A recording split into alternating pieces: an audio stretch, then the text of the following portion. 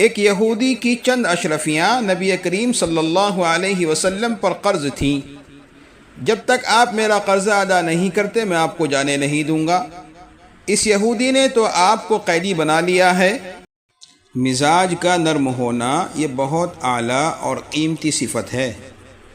اگر اللہ نے کسی انسان کو نرم مزاج بنایا ہے، اس کے دل کو نرم بنایا ہے، صبر اور برداشت کا مادہ اللہ نے اس کے اندر رکھا ہے، تو یہ اللہ کا اس پر بہت بڑا انعام ہے۔ مزاج کا نرم ہونا اور دل کا نرم ہونا یہ اس انسان کی بہت بڑی خوبی ہے۔ رسول اللہ صلی اللہ علیہ وسلم نے ارشاد فرمایا کہ جس شخص کو نرم مزاجی سے محروم کر دیا گیا، سمجھو وہ شخص ہر قسم کی بھلائی سے محروم ہو گیا۔ اللہ اکبر! اگر کسی انسان کا مزاج نرم نہیں ہے، نرم مزاجی اس کے اندر نہیں ہے، تو گویا اس کے اندر کوئی اور بھلائی بھی نہیں ہے۔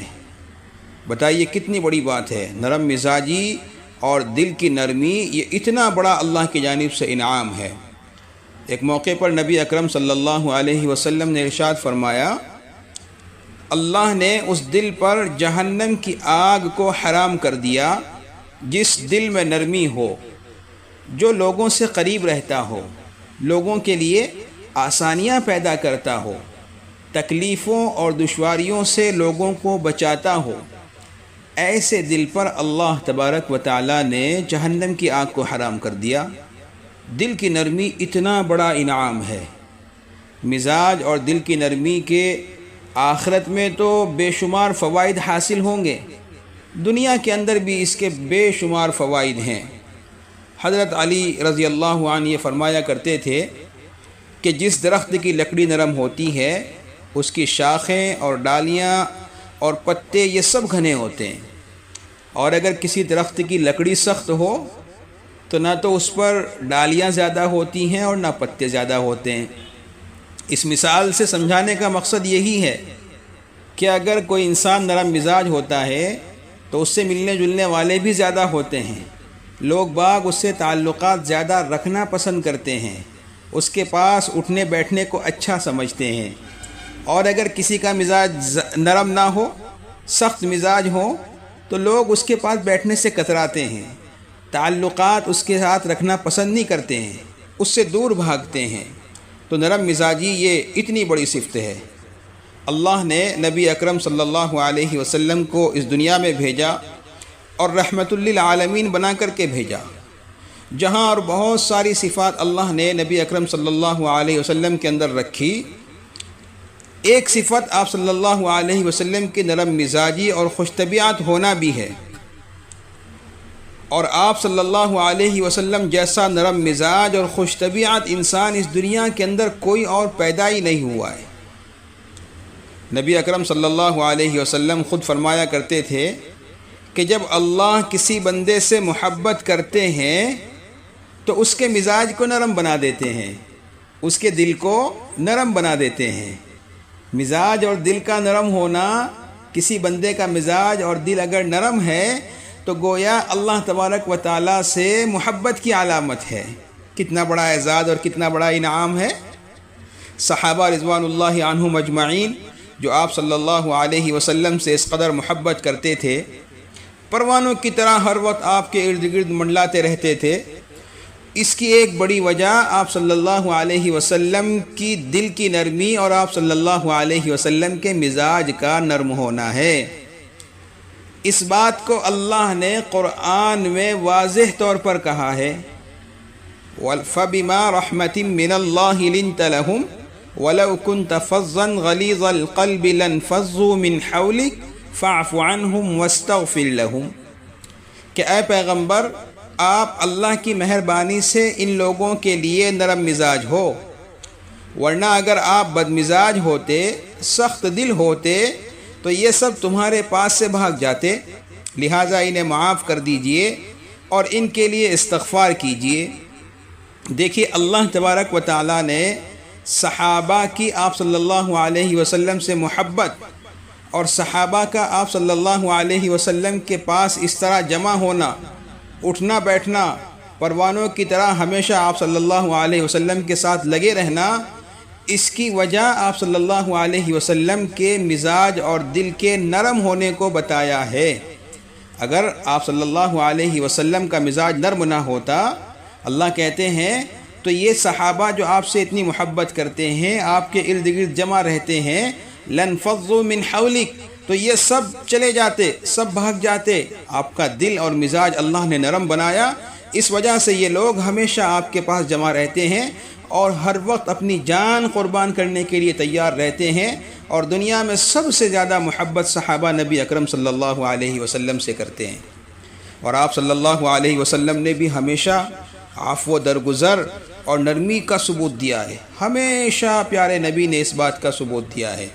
آپ صلی اللہ علیہ وسلم کی سیرت میں ایسے بہت سارے واقعات ملتے ہیں، اور صرف صحابہ کے ساتھ ہی نہیں بلکہ دیگر لوگوں کے ساتھ بھی نبی اکرم صلی اللہ علیہ وسلم نے نرمی کا مظاہرہ کیا ہے، نرمی کا معاملہ کیا ہے، اچھے اخلاق سے آپ صلی اللہ علیہ وسلم ان کے ساتھ پیش آئے ہیں۔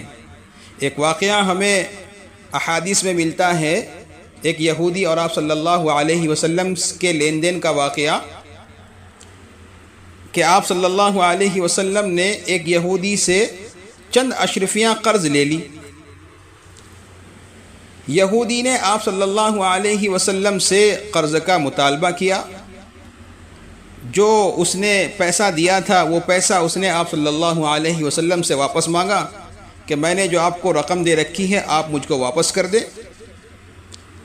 آپ صلی اللہ علیہ وسلم نے فرمایا، ابھی میرے پاس کچھ نہیں ہے جس سے میں تمہارا قرضہ ادا کر سکوں۔ جس کے لیے اللہ نے ساری کائنات بنائی ہے، اس دنیا کا سب کچھ اللہ تبارک و تعالیٰ نے اپنے حبیب کے صدقے میں بنایا ہے۔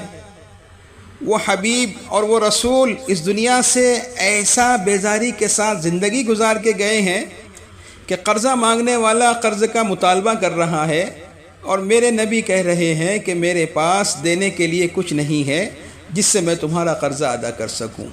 اللہ اکبر! سمجھنے کی بات ہے، آج ہم اور آپ رات دن اسی دنیا کے پیچھے بھاگ رہے ہیں۔ ہر ایک کی خواہش اور کوشش یہ ہوتی ہے کہ جتنا زیادہ ہو سکے اس دنیا کو جمع کر لیں۔ دنیا کو جمع کرنا بری بات نہیں ہے، دنیا کو استعمال کرنا اور دنیا کو کمانا بری بات نہیں ہے، لیکن ہمارا جو طریقہ ہے، ہمارا جو انداز ہے کہ ہم نے اپنا اصلی مقصد اسی دنیا کو بنا لیا ہے، اور جس مقصد کے لیے اللہ نے ہمیں پیدا کیا اس مقصد کو ہم بھول گئے ہیں۔ پیارے نبی سے قرض کا مطالبہ ہو رہا ہے، اور نبی اکرم صلی اللہ علیہ وسلم جواب دے رہے ہیں کہ میرے پاس کچھ نہیں ہے جس سے میں تمہارا قرضہ ادا کر سکوں۔ یہودی نے جب یہ سنا تو اس نے اصرار کیا، ضد کی کہ نہیں، آپ کو میرا قرضہ دینا ہی پڑے گا، اور یہاں تک کہا کہ جب تک آپ میرا قرضہ ادا نہیں کریں گے میں آپ کو جانے نہیں دوں گا، اپنے پاس قیدی بنا کر کے رکھوں گا، جانے نہیں دوں گا، پہلے آپ میرا قرضہ ادا کریں، اس کے بعد ہی آپ یہاں سے جا سکتے ہیں۔ جب آپ صلی اللہ علیہ وسلم نے یہ سنا تو آپ نے فرمایا کہ بھائی اگر ایسا ہے تو میں تیرے پاس ہی بیٹھا رہتا ہوں، روک کے رکھو مجھے اپنے پاس اور قیدی بنا لو مجھے اپنے پاس، میں یہیں رہتا ہوں، نہیں جاؤں گا جب تک تمہاری اجازت نہیں ہوگی۔ آپ صلی اللہ علیہ وسلم اس یہودی کے پاس ہی بیٹھ گئے، اور دن کی نمازیں بھی پیارے نبی صلی اللہ علیہ وسلم نے وہیں ادا کی۔ صحابہ کو اس کا پتہ چلا کہ فلاں یہودی نے آپ صلی اللہ علیہ وسلم کو اس طرح قرضے کے بدلے اپنے پاس قیدی بنا کر کے رکھا ہوا ہے۔ صحابہ فوراً وہاں پہنچے اور اس یہودی کو ڈرانے دھمکانے لگے۔ آپ صلی اللہ علیہ وسلم سے اتنی زیادہ محبت کرتے تھے، کیسے اس کو برداشت کر سکتے تھے؟ جب آپ صلی اللہ علیہ وسلم کو اس کا علم ہوا کہ صحابہ آئے ہیں اور یہودی کو دھمکا رہے ہیں، آپ صلی اللہ علیہ وسلم فوراً وہاں پہنچے اور صحابہ کو منع کیا کہ اس کو کچھ کہنے کی ضرورت نہیں ہے۔ صحابہ نے عرض کیا، اللہ کے رسول، اس یہودی نے آپ کے اوپر ظلم کیا ہے، اس یہودی نے آپ کو قیدی بنا کر کے اپنے پاس رکھا ہے، اور آپ اس کے ساتھ اتنا نرمی کا معاملہ کر رہے ہیں کہ تھوڑا بہت دھمکانے کی بھی اجازت نہیں دے رہے۔ آپ صلی اللہ علیہ وسلم نے جواب دیا، اے میرے پیارے صحابہ، میرے رب نے مجھے ظلم کرنے سے روکا ہے، میرے رب نے مجھے ظلم کو ختم کرنے کے لیے بھیجا ہے، میرے رب نے مجھے کسی کے اوپر ظلم کرنے کی اجازت نہیں دی ہے۔ ایسی نرمی اور ایسا معاملہ، اللہ اکبر، یہ سب ہماری اور آپ کی تعلیم کے لیے ہے کہ ہمیں بھی اپنے مزاج اور دل کو نرم بنانا چاہیے۔ یہودی نے آپ صلی اللہ علیہ وسلم کو اپنے پاس روکے رکھا، دن اسی طریقے سے مکمل گزر گیا، شام ہوئی تو شام کے وقت اس یہودی نے آپ صلی اللہ علیہ وسلم کی خدمت میں حاضر ہو کر اسلام قبول کر لیا اور کہنے لگا کہ اے اللہ کے رسول، میں نے یہ جو حرکت کی، سارا دن آپ کو اپنے پاس روکے رکھا، آپ کو قیدی بنا لیا، یہ حرکت اس لیے کی کہ میں نے توریت میں آخری نبی اور آپ صلی اللہ علیہ وسلم کے متعلق پڑھا ہے۔ کس کے بارے میں پڑھا ہے؟ نبی آخر الزمان حضرت محمد صلی اللہ علیہ وسلم کے بارے میں۔ یہودی کہتا ہے کہ توریت میں لکھا ہے محمد بن عبداللہ جن کی پیدائش مکہ میں ہوگی۔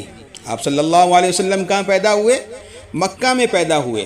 تو یہودی کہتا ہے توریت میں لکھا ہے محمد بن عبداللہ جن کی پیدائش مکہ میں ہوگی، اور جو ہجرت کر کے مدینہ منورہ آئیں گے نہ وہ سخت دل ہوں گے۔ صفات بتا رہا ہے کہ صفات کیا لکھی ہوئی ہیں کہ نہ تو وہ سخت دل ہوں گے، نہ بدمزاج ہوں گے، نہ چیخ کر بات کریں گے، ان کی زبان برائی اور بےہودگی سے بالکل پاک ہوگی۔ اور اے اللہ کے رسول، میں نے آپ کو بالکل ایسا ہی پایا۔ جو صفات توریت میں آخری نبی کی ذکر کی ہیں، وہ تمام صفات آپ کے اندر من وعن ہو بہو موجود ہیں۔ اس لیے میں شہادت دیتا ہوں کہ اللہ کے سوا کوئی معبود نہیں اور آپ اللہ کے رسول ہیں، اور یہ میرا آدھا مال ہے، آپ کو اختیار ہے جس طرح چاہیں خرچ فرمائیں۔ کہاں چند اشرفیوں کے لیے اللہ کے نبی کو اس نے اپنے پاس قیدی بنایا اور اسلام لانے کے بعد اپنا آدھا مال اللہ کی راہ میں خرچ کرنے کے لیے نبی اکرم صلی اللہ علیہ وسلم کو اختیار دے دیا۔ اللہ اکبر! یہ سب آپ صلی اللہ علیہ وسلم کی نرم مزاجی کی بدولت ہوا۔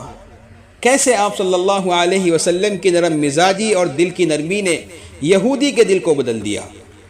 آپ صلی اللہ علیہ وسلم کی سیرت اور صحابہ کی زندگی میں ایسے بہت سارے واقعات ملتے ہیں جن سے ہمیں یہ پتہ چلتا ہے کہ نرم مزاجی یہ کتنی قیمتی صفت ہے اور اس کے کتنے زیادہ فوائد ہیں۔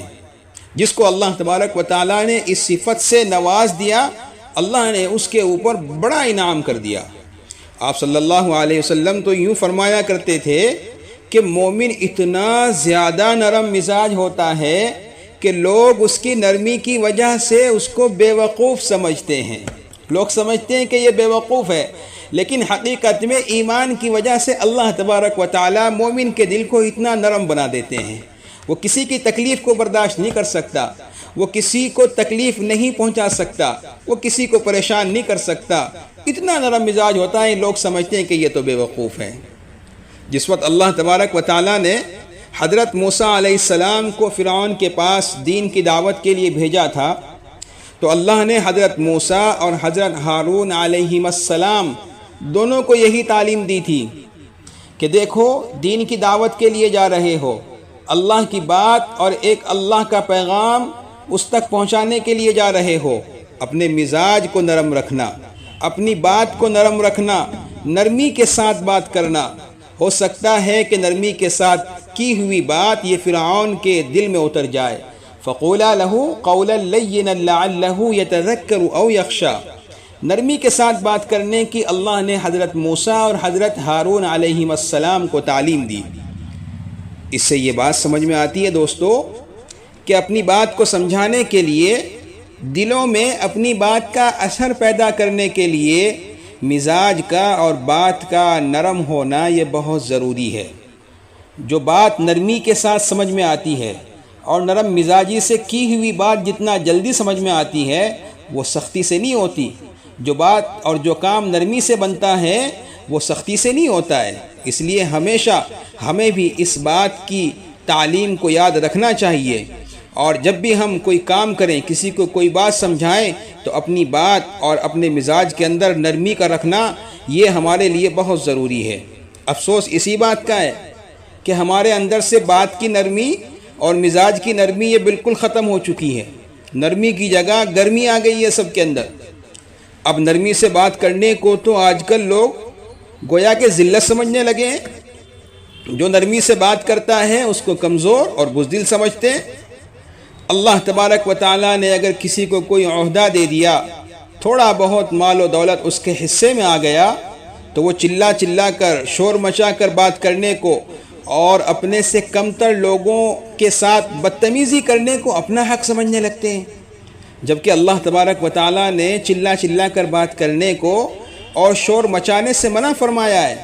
چلانے والے کو اللہ نے گدھا اور اس کی آواز کو گدھے کی آواز کے مشابہ قرار دیا ہے۔ گدھے کی آواز سب سے بری اور بدترین آواز ہے۔ آوازوں میں سب سے برا گدھے کی آواز کو سمجھا جاتا ہے۔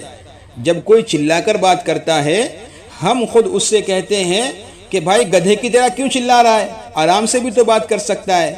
جب اپنی باری آتی ہے تو سب بھول جاتے ہیں، نرمی کو سب بھول جاتے ہیں، اپنی باری میں سب نصیحت کو بھول جاتے ہیں۔